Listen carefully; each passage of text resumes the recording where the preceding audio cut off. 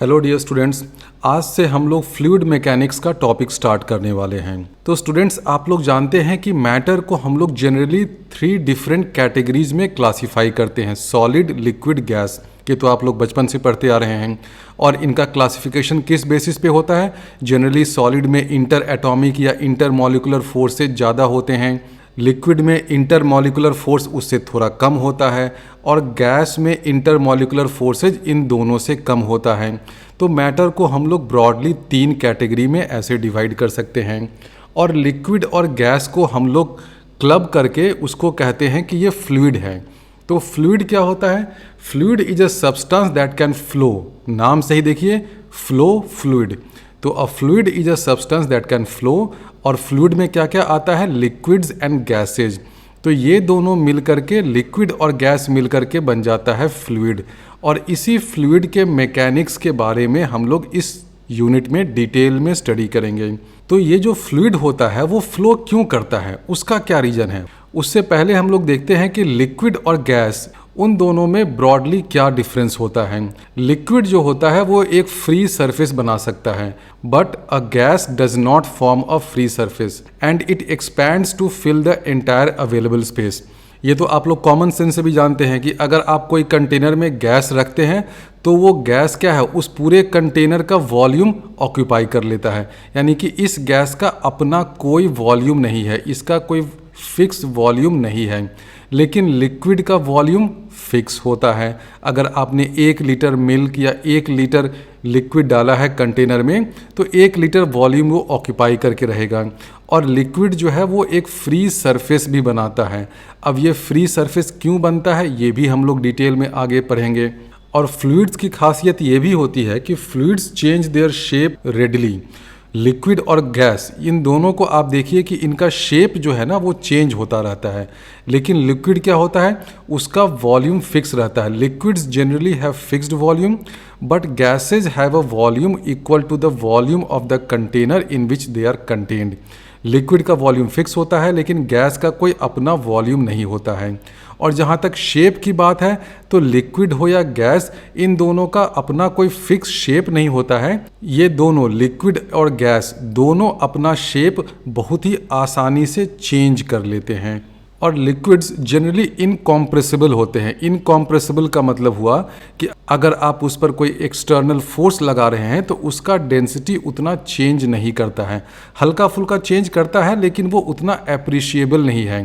तो इस पूरे चैप्टर में हम लोग ये अज्यूम करेंगे कि जो लिक्विड है वो इनकॉम्प्रेसिबल है, यानी कि उसका डेंसिटी रो कांस्टेंट है।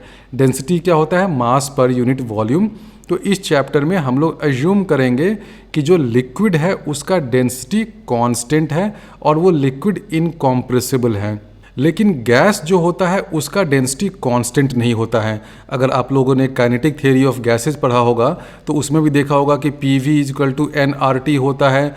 तो हम लोग जानते हैं कि जो गैस होता है उसका डेंसिटी कांस्टेंट नहीं होता है। तो इस चैप्टर में हम लोग ये अज्यूम करेंगे कि जिस लिक्विड को हम लोग स्टडी कर रहे हैं वो इनकॉम्प्रेसिबल है और नॉन विस्कियस है। नॉन विस्कियस का मतलब ये होता है कि लिक्विड के दोनों लेयर्स के बीच में कोई फोर्स नहीं है, विस्कोसिटी नहीं है। Viscosity basically internal friction type का होता है लिक्विड के 2 लेयर्स के बीच में। अगला चैप्टर जब हम लोग स्टडी करेंगे तो वहाँ पर हम लोग विस्कोसिटी को भी डिटेल में स्टडी करेंगे। तो अब तक तो जो मैंने बताया वो जनरल टाइप का डिफरेंस हो गया सॉलिड, लिक्विड एंड गैस में। लेकिन सॉलिड और फ्लूइड में जो बेसिक और फंडामेंटल डिफरेंस होता है वो ये होता है। इसको ध्यान से समझ लीजिए।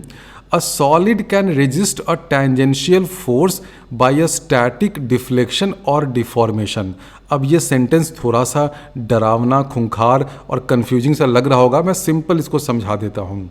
सॉलिड और फ्लूइड में देखिए फंडामेंटल डिफरेंस क्या होता है। सॉलिड में क्या होता है, मान लीजिए कि आपने कोई सॉलिड लिया, ठीक है, ये स्टील भी हो सकता है, रबर हो सकता है, प्लास्टिक हो सकता है, वुड हो सकता है, कुछ भी हो सकता है। ये एक सॉलिड है। अगर आप इस सॉलिड पे कोई फोर्स लगा रहे हैं, एक्सटर्नल फोर्स, अपने हाथ से इसको धक्का वक्का दे रहे हैं, तो अगर उस फोर्स का कोई टेंजेंशियल कंपोनेंट है, टेंजेंशियल मतलब टेंजेंशियल टू द सरफेस, यानी कि इस डायरेक्शन में अगर एक्सटर्नल फोर्स लग रहा है तो इस सॉलिड में क्या होगा, कुछ डिफ्लेक्शन होगा, डिफॉर्मेशन होगा। ये जो सॉलिड है ना, ये डिफॉर्म होकर के हो सकता है कि कुछ इस तरह का हो जाए, हल्का फुल्का डिफॉर्मेशन हो जाएगा, लेकिन वो रेजिस्ट कर लेगा एक्सटर्नल टेंजेंशियल फोर्स को। तो ये कौन करता है, ये करता है सॉलिड।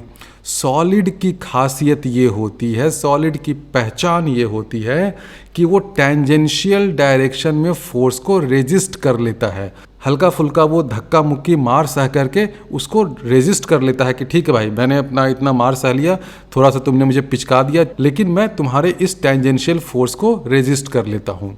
तो ये होता है सॉलिड में। अब इसको हम लोग आगे डिटेल में जब प्रॉपर्टीज ऑफ मैटर, वहाँ पे stress, strain, longitudinal stress, longitudinal strain, Young's modulus, वो सब स्टडी करेंगे तो वहाँ हम लोग डिटेल में देखेंगे कि जो सॉलिड होता है उस पर अगर आपने टेंजेंशियल फोर्स लगाया तो उसको भी वो रेजिस्ट कर लेता है, अगर लॉन्गिट्यूडनल डायरेक्शन में फोर्स लगा रहे हैं तो उसको भी रेजिस्ट कर लेता है। आप लोग अपने जनरल लाइफ से और डे टू डे एक्सपीरियंस से ही जानते होंगे ना कि अगर आपके पास कोई सॉलिड है, उसको आप जोर से धक्का मुक्की कर रहे हैं तो हल्का फुल्का वो पिचक जाएगा, लेकिन उसके बाद वो रुक जाएगा कि ठीक है, डिफॉर्मेशन हो गया, लेकिन उसने उस एक्सटर्नल फोर्स को रेजिस्ट कर लिया। लेकिन फ्लूइड में क्या होता है कि वो टेंजेंशियल फोर्स को बिल्कुल भी रेजिस्ट नहीं कर पाता है। But a fluid deforms continuously when a tangential force is applied, thus it starts to flow. यानी कि अगर आपने मान लीजिए कि यहाँ पर पानी है और इस पानी में आपने टेंजेंशियल डायरेक्शन में फोर्स लगा दिया, ऐसे लगा दिया या ऐसे लगा दिया, तो पानी क्या होगा, डिफॉर्म्स कंटिन्यूसली, यानी कि कंटिन्यूसली ये डिफॉर्म हो रहा है, यानी कि ये आगे बढ़ता चला जाएगा, यानी कि पानी क्या हुआ, फ्लो करने लगा। तो ये किसकी पहचान हुई, फ्लूइड की।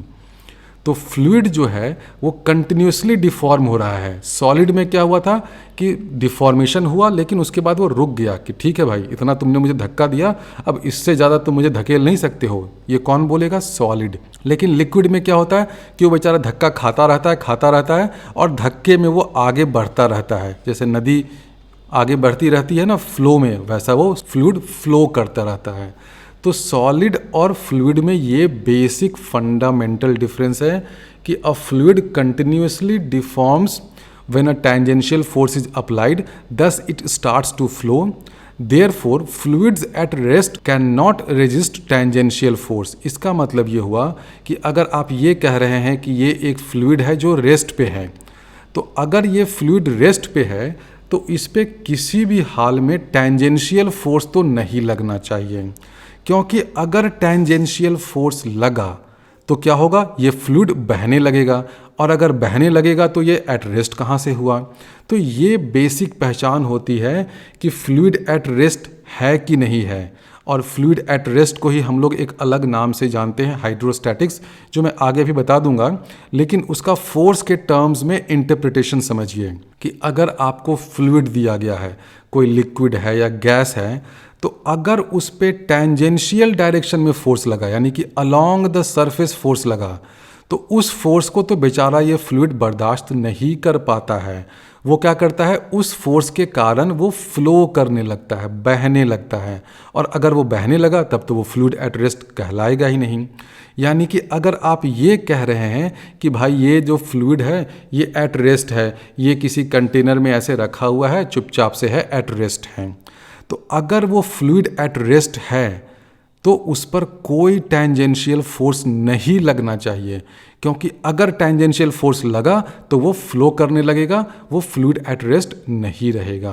अ fluid at rest should not apply any tangential force on a surface, otherwise by Newton's third law the surface will also apply tangential force. अब इस सेंटेंस को समझ लीजिए, जनरली ये बुक में ऐसे नहीं रहता है। अभी हमने देखा कि जो फ्लूइड है उसकी क्या कमजोरी है, खास करके जो फ्लूइड एट रेस्ट है उसकी कमजोरी ये है, मान लीजिए कि ये फ्लूइड एट रेस्ट है, इसमें फ्री सरफेस वगैरह है, ये फ्लूइड एट रेस्ट है, इसकी कमजोरी ये है कि कोई भी सरफेस पे भाई इस पर तुम टेंजेंशियल फोर्स मत लगाना, क्योंकि अगर आपने टेंजेंशियल फोर्स लगा दिया, मान लीजिए कि यहाँ पर इस डायरेक्शन में, ये देखिए फोर्स है ओब्लिक डायरेक्शन में, लेकिन इसका टेंजेंशियल कंपोनेंट तो हो जाएगा ना। तो अगर कोई भी फोर्स आपने लगाया इस फ्लूइड पे, इस लिक्विड पे, जिसका कोई टेंजेंशियल कंपोनेंट भी है, तो ये फ्लूइड फ्लो करने लगेगा। फ्लो करने लगेगा इसका मतलब ये फ्लूइड एट रेस्ट नहीं कहलाएगा। तो अभी मैं ये कह रहा हूँ कि अगर इस लिक्विड को या फ्लूइड को फ्लूइड एट रेस्ट होना है तो इस पर कोई भी फोर्स बाहर से, इस सरफेस से, या ग्रेविटेशनल फोर्स, इलेक्ट्रिक फोर्स, जो भी फोर्स लगना है कोई भी एक्सटर्नल एजेंट से, वो फोर्स ऐसे डायरेक्शन में होना चाहिए कि उसका कोई टेंजेंशियल कंपोनेंट नहीं हो। तो अब ये जो लिक्विड है या जो फ्लूइड है वो भी किसी सरफेस पे टेंजेंशियल डायरेक्शन में फोर्स नहीं लगाना चाहिए। क्यों? क्योंकि मान लीजिए कि यहाँ पर एक सरफेस है, ये लो भाई, ये एक सरफेस है।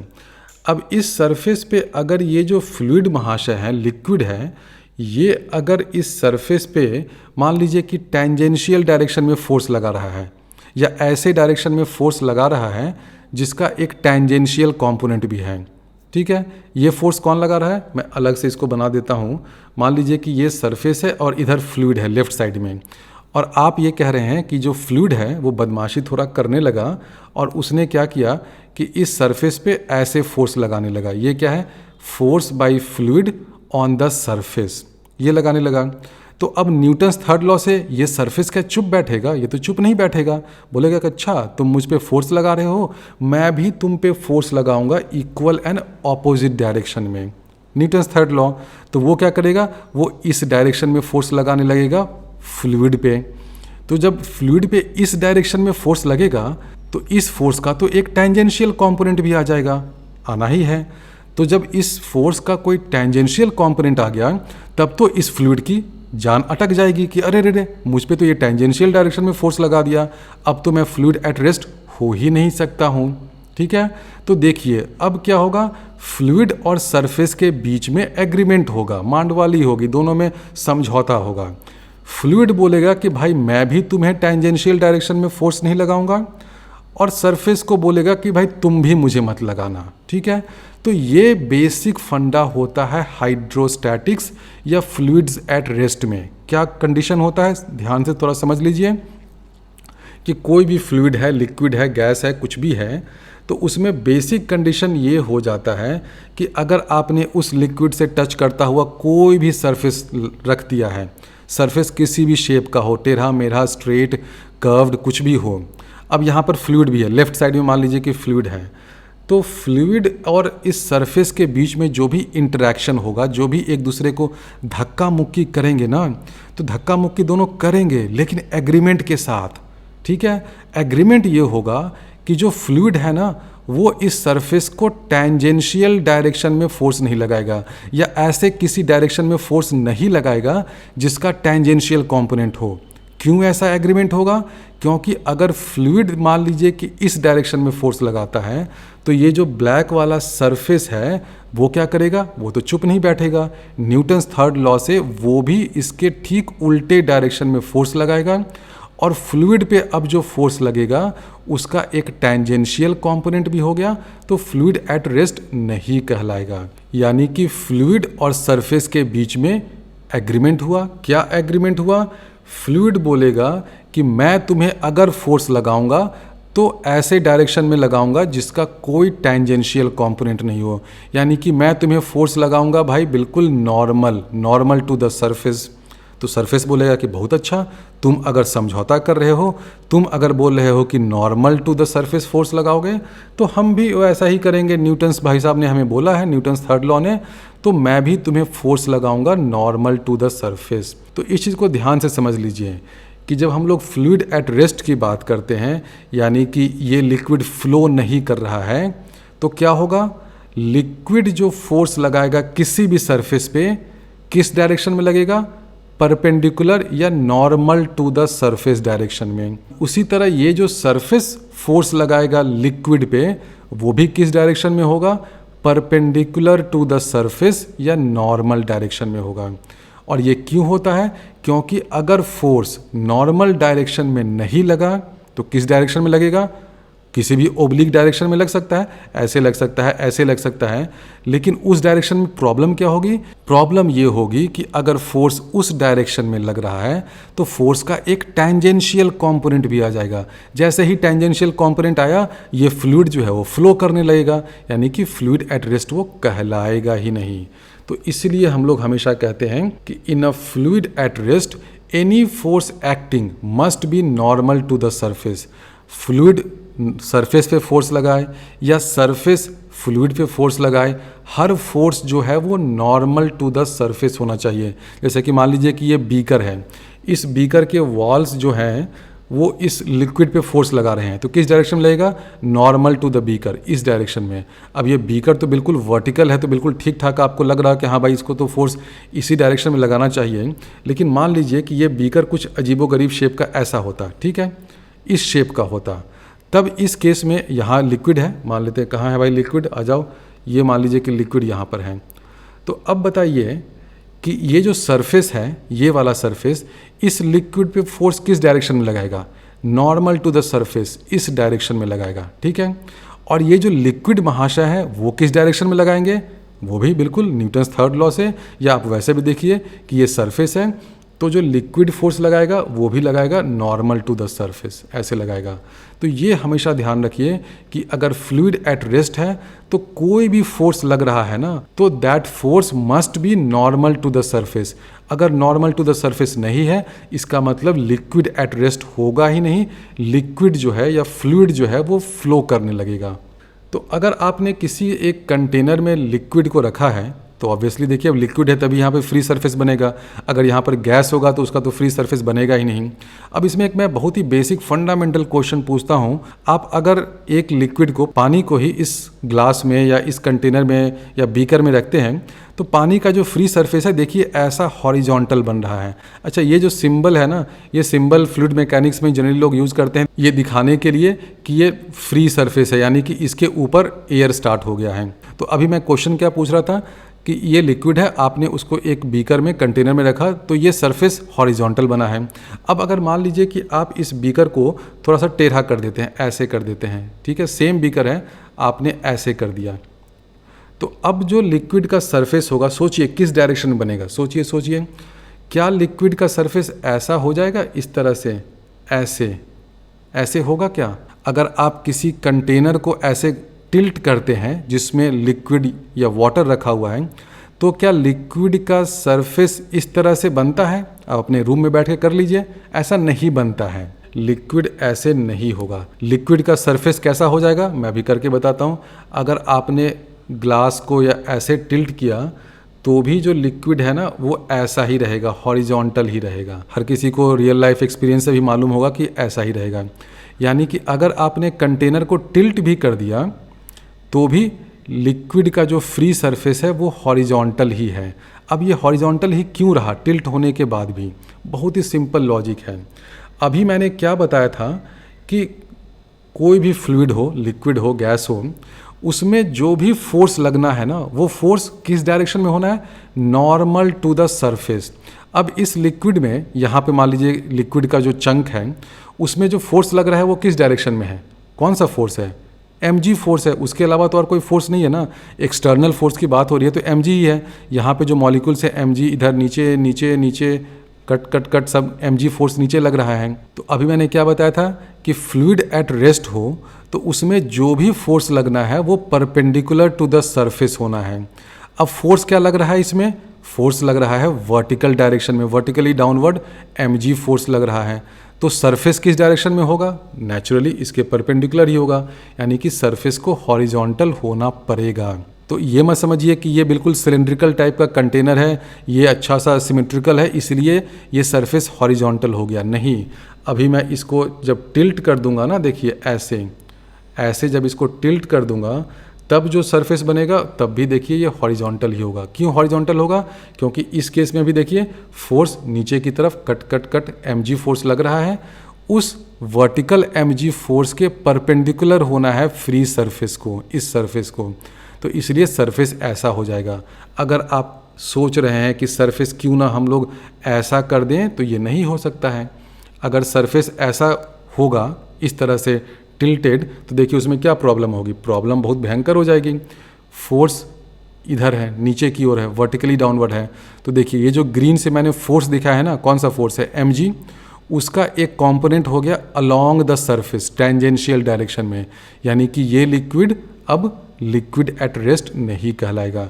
तो ये बहुत ही सिंपल चीज़ है जो रियल लाइफ में हर कोई देखता है, लेकिन उसका एग्जैक्ट रीज़न बहुत लोगों को पता नहीं होता है। अब फ्लूइड मैकेनिक्स में दो ब्रांचेज होते हैं, हाइड्रोस्टैटिक्स और हाइड्रोडायनेमिक्स।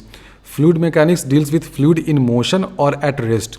तो जब फ्लूइड एट रेस्ट हो जाए ना, तो उसको कहते हैं हाइड्रोस्टैटिक्स, और जब फ्लूइड फ्लो करने लगे, मोशन में आ जाए, तो वो होता है हाइड्रोडायनेमिक्स। जैसे कि पानी का पाइप है, टंकी से पानी आ रही है, आपके नल में जा रहा है, तो पानी फ्लो कर रहा है, तो वो क्या होगा, हाइड्रोडायनेमिक्स।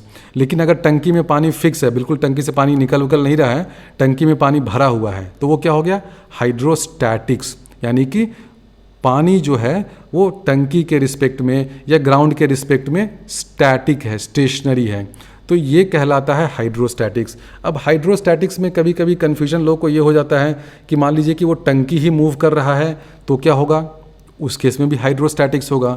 तो in hydrostatics there is no relative motion of fluid with respect to the container in which it is kept. इसको ध्यान में रखिएगा, इसको मैं बताता हूँ कि इसका मतलब क्या है।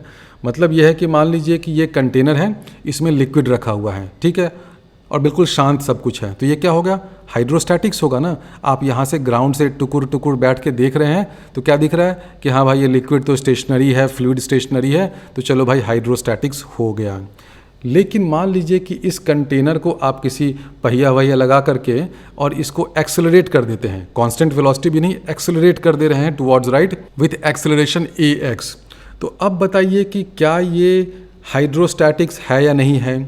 अगर आप ग्राउंड से देखेंगे तो आपको तो लगेगा अरे नहीं नहीं भाई, ये तो फ्लूइड देखो मूव कर रहा है, टुवर्ड्स राइट जा रहा है विथ एक्सेलरेशन 10 मीटर पर सेकेंड स्क्वायर।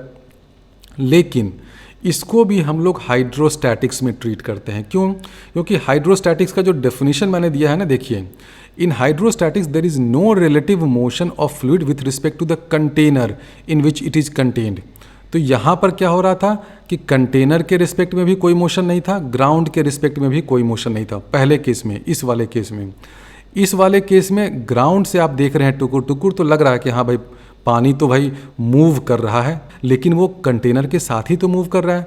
तो अगर आपका ऑब्जर्वर इस कंटेनर में बैठा हुआ है, मान लीजिए कि यहाँ पर कोई मछली वछली है, तो उस मछली को क्या दिखेगा कि क्या ये पानी कंटेनर के रिस्पेक्ट में मूव कर रहा है, क्या नहीं, विथ रिस्पेक्ट टू कंटेनर तो ये लिक्विड स्टेशनरी है ना, तो ये भी कहलाएगा, क्या कहलाएगा, हाइड्रोस्टैटिक्स।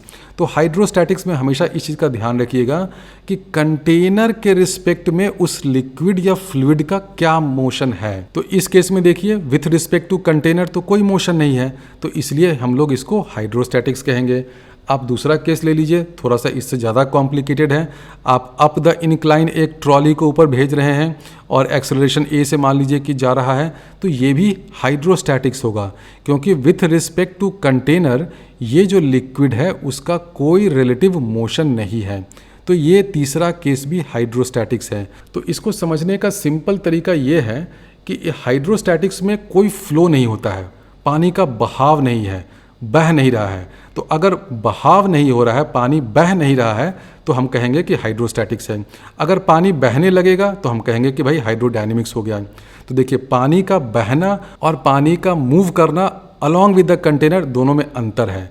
इस केस में देखिए क्या हो रहा है, पानी जो है वो along with the container move कर रहा है, कंटेनर भी आगे जा रहा है ए एक्सेलरेशन से, पानी भी आगे जा रहा है, लेकिन ये हाइड्रोस्टैटिक्स ही हुआ, क्योंकि विथ रिस्पेक्ट टू कंटेनर पानी तो मूव कर नहीं रहा है, लिक्विड तो मूव नहीं कर रहा है। तो हाइड्रोस्टैटिक्स पहचानने का सिंपल फंडा ये है कि हाइड्रोस्टैटिक्स में भाई कोई फ्लो नहीं होना चाहिए। अब ये वाला जो केस है, कंटेनर में लिक्विड है और कंटेनर को आप एक्सेलरेशन ए से आगे ले जा रहे हैं, तो आप देख रहे हैं कि ये इनक्लाइन सरफेस बन गया। अब ये इनक्लाइन सरफेस क्यों बनता है, कितना एंगल होता है, ये वाला थीटा जो है ना, इंक्लिनेशन विथ हॉरिजॉन्टल, इन सबको मैं आगे डिटेल में बताऊंगा। लेकिन अभी मैं आपको जल्दी से एक बहुत ही शॉर्ट ट्रिक और बहुत ही छोटे तरीके से भी इसको समझा देता हूं कि देखिए ये इंक्लाइन सरफेस क्यों बन रहा है, ऐसा ही क्यों बन रहा है, और इस इंक्लाइन सरफेस का एंगल विथ द हॉरिजॉन्टल कितना है। अब ये सब चीज़ें तो आगे आपको पढ़ना ही है डिटेल में, लेकिन अभी देखिए मैंने फ्लूइड मैकेनिक्स में प्रेशर वगैरह का कोई कॉन्सेप्ट अब तक इंट्रोड्यूस नहीं किया है, लेकिन बिना उस कॉन्सेप्ट को इंट्रोड्यूस किए हुए भी हम लोग ये पता कर सकते हैं कि ये ऐसा सरफेस क्यों बन रहा है, इस सरफेस का एंगल ऑफ इंक्लिनेशन कितना है विथ रिस्पेक्ट टू हॉरिजॉन्टल। जब इस कंटेनर का कोई मोशन नहीं हो रहा था तो ये हॉरिजॉन्टल क्यों था? हॉरिजॉन्टल इसलिए था क्योंकि नेट फोर्स नीचे की तरफ था mg और सरफेस को इसके परपेंडिकुलर होना था, ठीक है, तो इसलिए ये सरफेस हॉरिजॉन्टल हो गया। अब ये सरफेस हॉरिजॉन्टल नहीं है। क्यों हॉरिजॉन्टल नहीं है? क्योंकि अगर आप कंटेनर में घुस जाते हैं तो अगर आप कंटेनर से इस लिक्विड के मोशन को एनालाइज करें तो लिक्विड क्या है? लिक्विड तो हाइड्रोस्टैटिक्स में है, तो यहाँ पर भी वो वाला रूल फॉलो होगा। कौन सा रूल? जो भी एक्सटर्नल फोर्स लग रहा है किसी चंक ऑफ लिक्विड पे, उस एक्सटर्नल फोर्स के परपेंडिकुलर होना है सरफेस को, फ्री सरफेस को, ठीक है, क्योंकि हम लोग हाइड्रोस्टैटिक्स की ही दुनिया में है ना। हमने भी बताया था कि हाइड्रोस्टैटिक्स में तो भाई ये पक्का होना ही होना है कि जो भी एक्सटर्नल फोर्स लगेगा वो सरफेस के परपेंडिकुलर होगा। अब इस वाले केस में एक्सटर्नल फोर्स सीधे नीचे था तो सरफेस ऐसा हो गया। अब इस वाले केस में देखिए क्या होगा, बहुत सिंपल है। पहले देखिए क्या था, सरफेस हॉरिजॉन्टल था, फोर्स ये वर्टिकल था, mg फोर्स इधर था। अब जब ये कंटेनर एक्सेलरेट कर रहा है, मान लीजिए with acceleration a towards right, तो अगर आप इस लिक्विड के मोशन को एनालाइज कर रहे हैं with respect to the container, तो ये क्या हो गया? नॉन इनर्शियल फ्रेम हो गया, एक्सेलरेटेड फ्रेम ऑफ रेफरेंस हो गया। तो इस फ्रेम में मोशन को एनालाइज करने के लिए आपको सूडो फोर्स लगाना पड़ेगा। कितना? ma। किस डायरेक्शन में? Towards left. तो लो भाई एक ma फोर्स इधर लगा दो। अब जब आपने ma फोर्स लगा दिया तो ये जो लिक्विड है इस पर अब नेट एक्सटर्नल फोर्स कितना लगा? ये ma और ये mg, इन दोनों का रिजल्टेंट कितना हो जाएगा? जो भी होगा इस डायरेक्शन में होगा। अब रिजल्टेंट फोर्स हो गया इस डायरेक्शन में, ठीक है, ध्यान दीजिए, रिजल्टेंट फोर्स हो गया इस डायरेक्शन में। ये एंगल कितना होगा आप आसानी से पता कर सकते हैं। ये एंगल हो गया थीटा, तो आप सिंपली यहाँ से देख सकते हैं ना, टैन थीटा क्या हो जाएगा? Tan theta is equal to a/g। तो ये थीटा क्या है? किस डायरेक्शन में रिजल्टेंट फोर्स लग रहा है विथ रिस्पेक्ट टू वर्टिकल। तो पहले सरफेस क्या था? ये ब्लैक वाला था, जब फोर्स था mg वर्टिकल। अब नेट फोर्स हो गया वर्टिकल से थीटा एंगल पर, तो सरफेस भी क्या हो जाएगा? पहले वाले सरफेस से थीटा एंगल पे हो जाएगा। ये थीटा हो गया, तो ये थीटा क्या हो गया जाएगा? टैन इनवर्स a/g हो गया। तो देखिए हमने कितनी आसानी से पता कर लिया कि ये जो सरफेस है इसका इंक्लिनेशन कितना होगा with respect to horizontal? Tan inverse a/g। कैसे पता किया? पहले ये हॉरिजॉन्टल वाला सरफेस था, उसके परपेंडिकुलर ये mg फोर्स लग रहा था। अब जो नेट फोर्स लग रहा है वो इस डायरेक्शन में लग रहा है। ये एंगल कितना हो गया? वर्टिकल से रोटेट हो गया थीटा एंगल से। तो वर्टिकल से ये रोटेट होकर के नेट फोर्स इधर आया, तो जो अब सरफेस बनेगा वो नेट फोर्स के परपेंडिकुलर होना है। mg फोर्स के परपेंडिकुलर पहले क्या था? हॉरिजॉन्टल था। तो अब नेट फोर्स के परपेंडिकुलर ये इंक्लाइंड लाइन है, तो ये एंगल भी थीटा हो जाएगा। सिंपल है ना, ये थीटा है तो ये 90 माइनस थीटा हो गया, तो ये एंगल भी थीटा हो गया। और टैन थीटा क्या हो जाएगा? इधर ma फोर्स लग रहा है तो टैन थीटा हो जाएगा a/g। इसका अगर आपको मैग्नीट्यूड फाइंड करना हो नेट इफेक्टिव फोर्स का, तो वो कितना हो जाएगा? m into root under a² plus g²। तो हम लोग ये कर सकते हैं कि g इफेक्टिव क्या हो जाएगा? Root under a² plus g²।